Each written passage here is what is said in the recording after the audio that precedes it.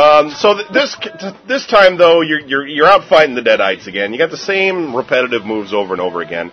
It's a budget title. You get a midget buddy at some point. What? And Ted Raimi plays the voice. It's like a midget that you can kick around and fight things. He's like half Deadite, half human. So it's like Sam Raimi's real brother in real life. I don't know what his. He kicks him around all the time. Yeah, right. Well, yeah, you're not playing Sam Raimi though, so you know. But the only thing about the game is that it's kind of repetitive and dull. But it is $20, and I think, well, that's pretty good, you know. But it's kind of like they dumbed it down for kids in order for kids to play, but it's rated M for mature. So like only adults can really go and buy it. Mature zombies. And then it's like, you know, but then it's not that fun for adults. So I'm kind of mixed on the whole thing. I mean, it's you know, it's crap. But it's cool because it's Evil Dead. But it's like, I feel like THQ is sort of blowing the whole game license for Evil Dead because they could do something better than this. You know, it doesn't have to be all arcadey and stupid. You know, I'm still playing the first one. It's not like a Monty Python film or something, you know? I mean, they want it to be, though. I know. I think that's what the problem is. People think it's real, like, cute and funny. Well, yeah, because they're one of the fuckers like us, like, dude, this movie's hysterical. You're going to laugh your ass off. And they're expecting it to be like Woody Allen's. I'm like, okay, then. Right. You know. Listen, there's nothing cute about sawing your own hand off and using a saw later on. Bullshit. You know, yeah. Right, it's horrifying. I mean, that's the thing. It's half horrifying and then half funny in a sick, demented way. But the video games, they try to make it... to us. Yeah, they try to make it all, you know, like it's Disney horror or something. And there's those two words don't go together, man. Exactly. Oh, yeah? So, I mean, I feel that, you know, for $20, if you're a big Evil Dead fan, I don't know, I wouldn't necessarily even buy it for that price. I might just say it's worth renting. Because it's fun for a little while, but after that, you know, you die all the time. You got to restart at the save point and keep going, and you know, you got to fight a particular way, and you hear the same one-liners over and over again. I mean, some parts are cool. Just like Madden the horror movie. Yeah, but it's just ugly. It doesn't really mix it up. So anyway, I don't know. I'll give it thumbs down. Evil Dead Regeneration. So let's go over our top 10 games of the week. Number 10, PS2 SOCOM 3, U.S. Navy SEALs. Number 9, Nintendo DS Nintendog's Best Friends version, the Teal Bundle. Not yet released. People are pre-ordering it. Teal-looking pets? Because it's teal. No, the system is teal. You're my best friend. It comes pre-packaged with Nintendogs, but the DS is teal in color.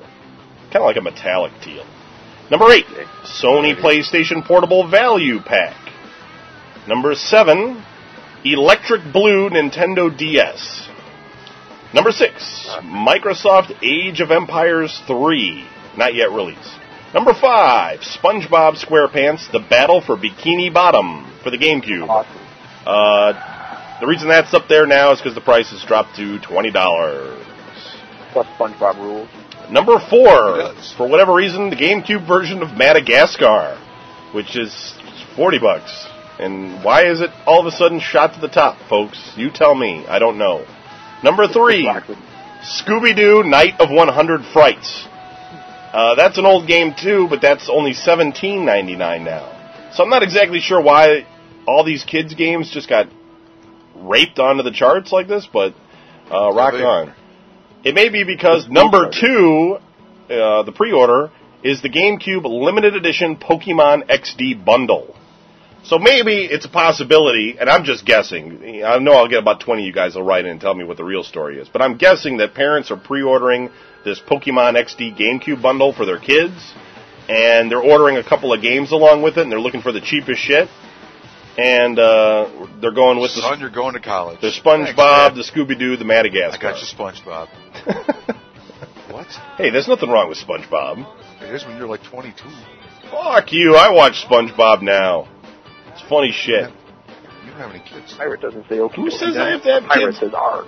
God damn. And number 1, Sid Meier's Civilization 4 Pre-Sell Edition at $50 for the PC, and it's not yet out.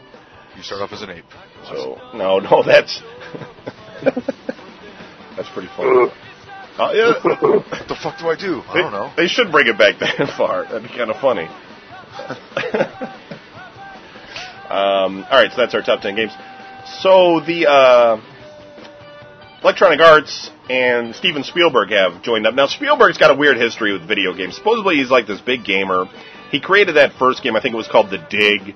That came out a long time ago. And then later on, he formed his DreamWorks video game studio that basically just made the Medal of Honor titles. I think they made The Dig too. I don't know. That company may have made The Dig and Medal of Honor. I'm not sure how that works, but they got famous with the Medal of Honor. And then that didn't really. I don't know, man. It was successful, but he just said, I don't want the company anymore, and he got rid of it. I think what happened was, though, that what he wanted to do with video games during the times of the PlayStation and the Sega Saturn just wasn't possible. You know, he was probably like going in there and talking to the developers and shit and saying, now can we have the Germans storm in from the right here and have an air raid and, you know, guys come up from the roof and, you know, and the programmers looking at him and going, no? We got this dog over here, but the frame rate's slowing down. We're thinking we can't have its tail wag. You know, he was probably like, what? Well, this is bullshit.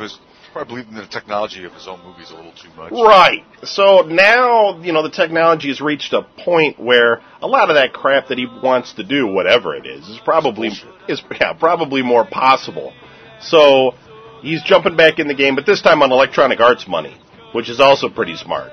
You know, Electronic Arts kind of signed him to make 3 games. So, you know, he doesn't have to risk any of his own capital to put the game together. He just, you know, sits in a room and tells a bunch of people what to do and gets a paycheck for it. So rock on, Steve. That's smart stuff. Way to go. Kevin loves you. Way to go, E.T. Kevin loves you. Yeah. I'll tell you what. If I could have 1/15 of his money alone with him. Yes.